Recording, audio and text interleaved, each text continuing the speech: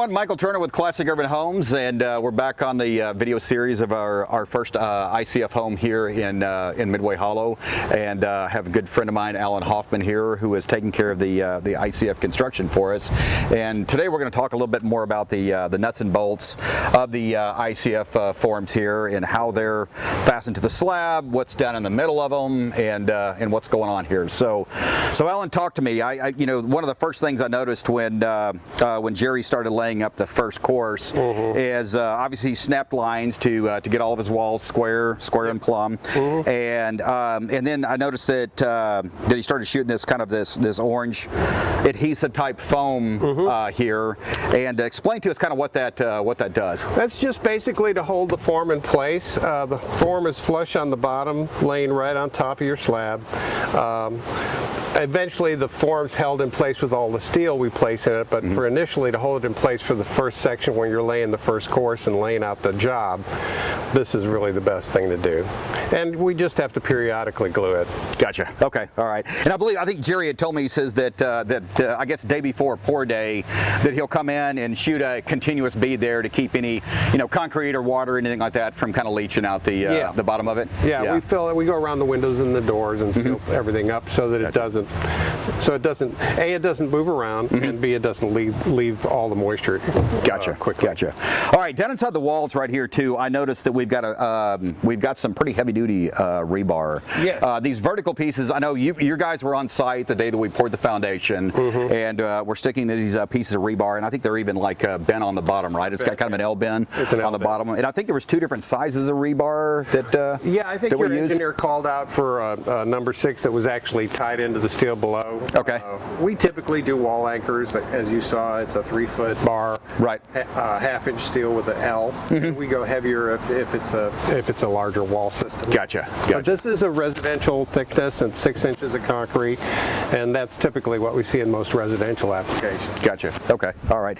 And then another kind of interesting thing that I'm noticing, in here is, obviously we've got some horizontal. Was that a number? Is that a number 4? Number 4 rebar in there. Looks like about every what is that? What's the specs on how do you do that? These blocks are 16 inches high, and so every block course you're going to see a horizontal rebar. Okay. And then every 16 inches vertically. Now we drop the verticals in at the end after everything's stacked. We weave them through this, and you'll see we're alternating these bars. Yes. And we weave the steel through there. Yeah, makes sense. It keeps them from dancing. It's almost like you guys have done this before. I think so. I think I've got a few on my calendar. Very nice, very nice. So, and then the other thing that's kind of interesting. In fact, I'm gonna just pop one of these out for a second. So I think I'm smart enough to put it back in there in place as well too. So these are kind of cool, and I guess the way it kind of locks into these pieces right here. That's for upper and lower, and it also is it's for side to side. Yes. So what it does is you'll see we've got a seam. Here's a block seam right here. So this clip here holds these two blocks together. Okay. Years ago on some other systems that we would have a system that would have a tongue.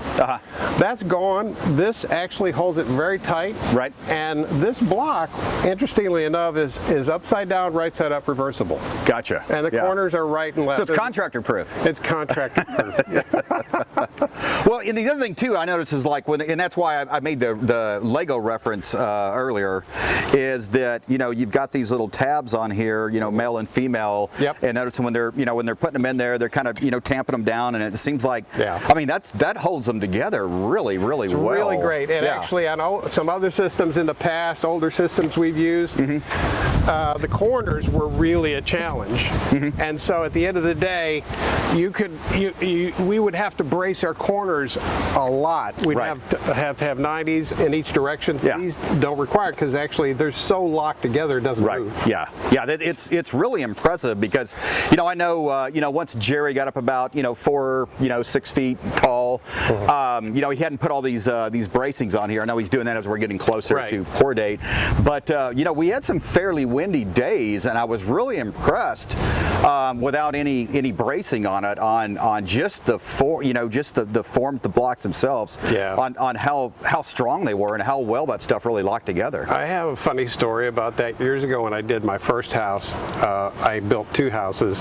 One was wood and one was ICF. And the banker that loaned me the money on the wood house would not lend me the money for the ICF house.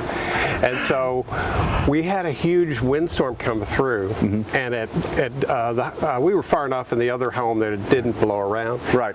But he came by to see how we were doing on this one, because he had 3 houses blow down in that windstorm where the framing just collapsed. Oh, wow. Yeah. So it banged the forms around a little bit. It was 70, 80, 85 mile an hour straight line. Right. We were fine. Interesting. Well, that's almost like the tell. Without you the concrete. were supposed to build 3 different houses, right? And then the big bad wolf came by and tried to, something along that. I think I remember. It was straw. There we go. Yeah, there we go. So, straw. yeah. Well, cool. Well, Alan, we appreciate the explanation on what we got going on here. And, obviously we've got a few more videos we'll do in this series, so we definitely want you guys to stay tuned, and we'll give you some more nuts and bolts about what's going on here, and then obviously we'll have you guys back out on pour day to kind of see the process of how the concrete's poured in these forms here. So thank you very much for joining us, and we'll be back soon.